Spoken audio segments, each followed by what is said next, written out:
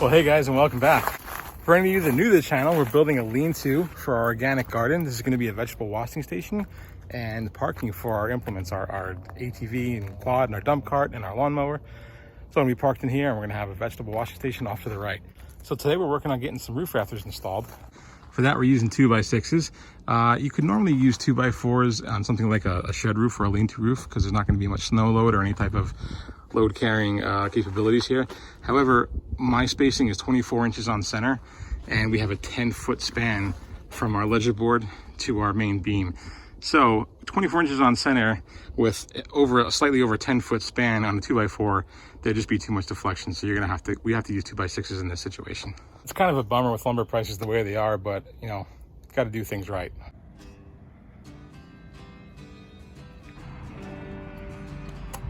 So guys, what we're using here is Simpson strong tie hangers.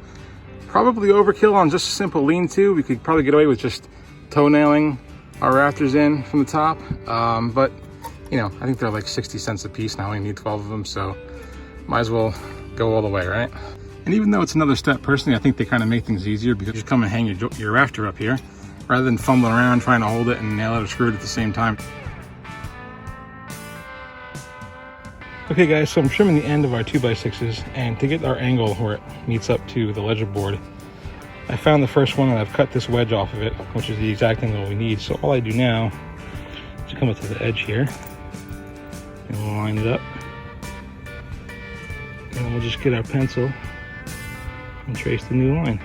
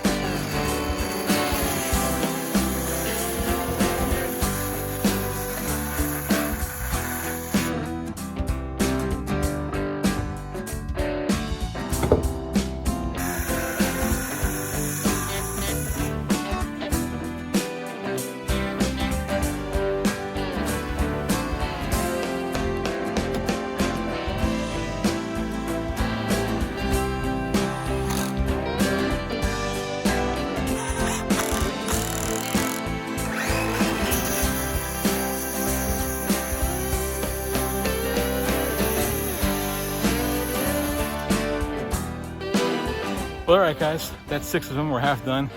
Ran out of lumber.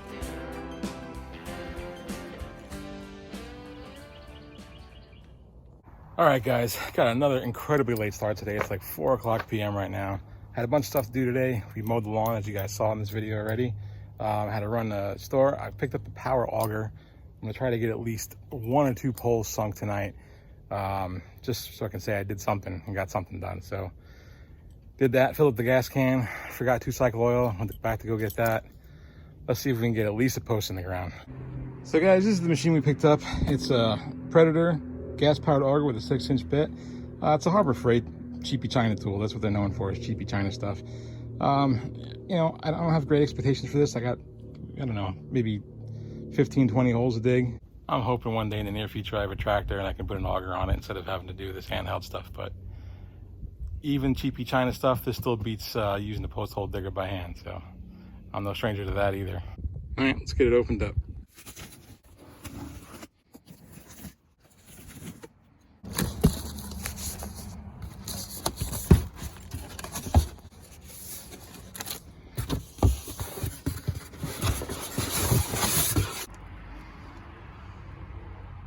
All right, so in the box we got a little bag of tools, the unit itself.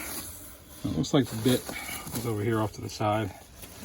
I'm guessing we got, oh, this is probably just a pre-mix bottle, so you know how to pre-mix your gas. All right, so we got it unboxed. First impression, one thing I'll say is probably a good and a bad thing at the same time, is it's pretty lightweight. Good thing for using it and toting it around and digging your holes.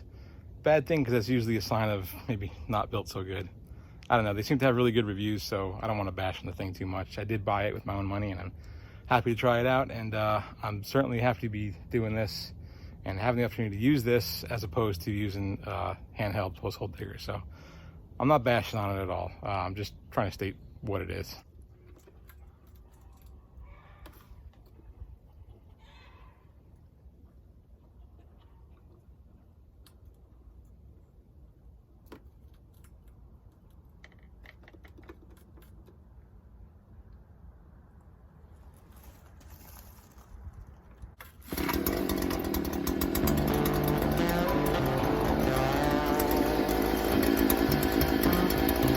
start on the first pull. That's a good sign.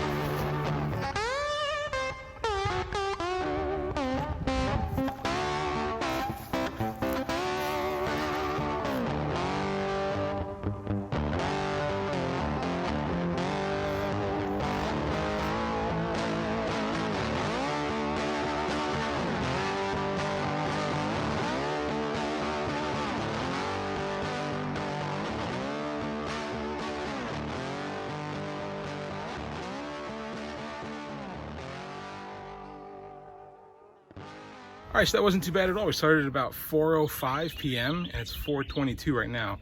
That included getting it unboxed, putting the bed on it, adding the fuel, digging the hole, and tamping that post down. As you guys saw, I didn't have a proper tamper. I didn't even have a 2x4, so I was using the T-post to bang it down. Not exactly the preferred method, but the one good thing about having this awful clay soil is that it compacts real tough. So one other thing, you might have noticed that was the corner post. I started with that one first because I think everything should move off of its corners, and that's how you find, you have a good square perimeter set up. So I know what you're thinking too. Wow, that's not sunk in the ground very far. You're right, it's not. It's only sunk in about 2 feet. The reason for that again is because we have this slope, which you can't see too well on camera. So the corner post on that side, the opposing side of it's going to be probably down 3 or 4 feet even, maybe, because that's just going to be a 4-foot fence right there from the ground to the top of the fence, whereas this is the side that's going to have probably a 2-foot raised bed. So I wanted to sink it about 2 feet, so we have a 2-foot raised bed, and then the remaining 4 feet, I might have to trim the top a little bit, but the remaining 4 feet will be our 4-foot woven wire fence. So there's a method to my madness. You might notice I'm not putting concrete in the post holes. I have no intention of doing that here. This is just a garden build. I'm going to sink these ground contact posts in, tamp it down the best I can with this clay soil, and when it gets wet, it should hold in there pretty good and last for quite a few years. So anyway, little post hole digger seems to be doing okay for now. I guess let's get on with it.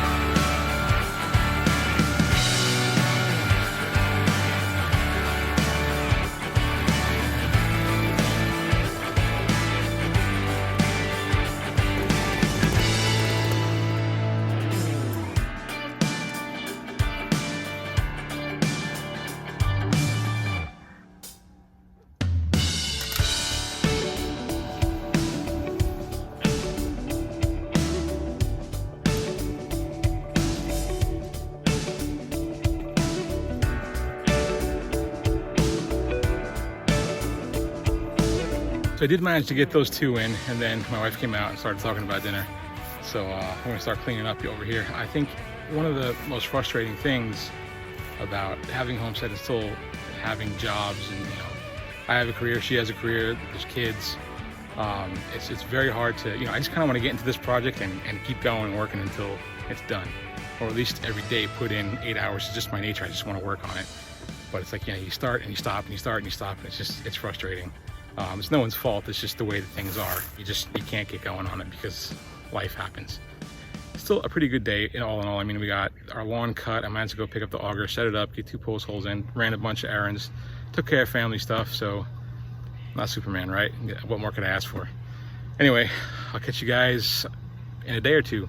There'll be a second for you though. All right guys, excuse my sweatiness. I just got home from work. It's kind of late, and I just got 3 posts in real quick because I had to go run a couple more errands. I didn't get to film it, but I at least wanted to catch this, show you the progress so far. So that side's done and the back side is done. That's the corner post right there and the back side. So making some progress. Hopefully tomorrow after work, I can get a few more posts going down the other side, and we can start trimming these posts up nice and even. We're getting there. And now we are starting our front left corner. We got our hole dug here. It's important to square up your corners. That's why I always start with the corners. So I'm working off of this front corner post. That's why I'm getting this one done now. And then when I did the other side, I did the same thing. I worked off that side corner post and then came here. So now what's left is just get this one installed, and then we'll start marking everything in between here and the last corner post.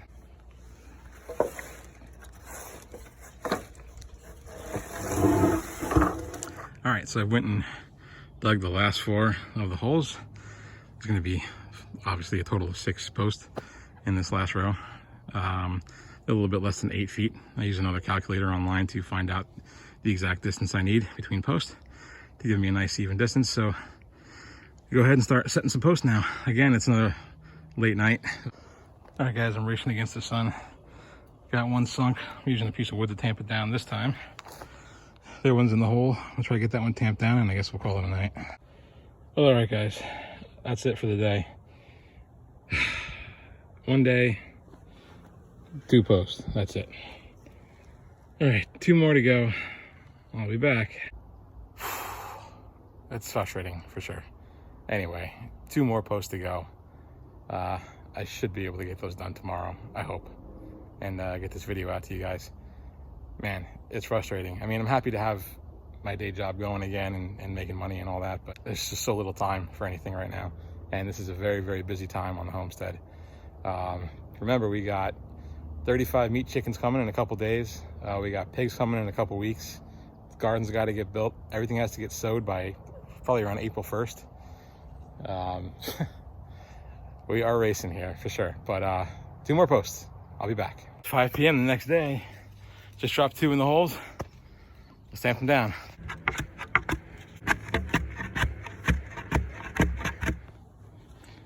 All right, that's the last one. Well, it's pretty straight to me. I'll take it. Well, I am glad we got all those posts sunk. Took long enough, but that's how it goes, right, when you're busy. The Harbor Freight auger, I think that it has a purpose. I think it has a place. You know, if I was a fence contractor, I don't think I would be, you know, having that in my arsenal day after day, heavy usage. I think its weak points are the bit. I don't think the bit's up for the task of real heavy work, although this was pretty hard clay soil, so I have to give a little bit of credit there.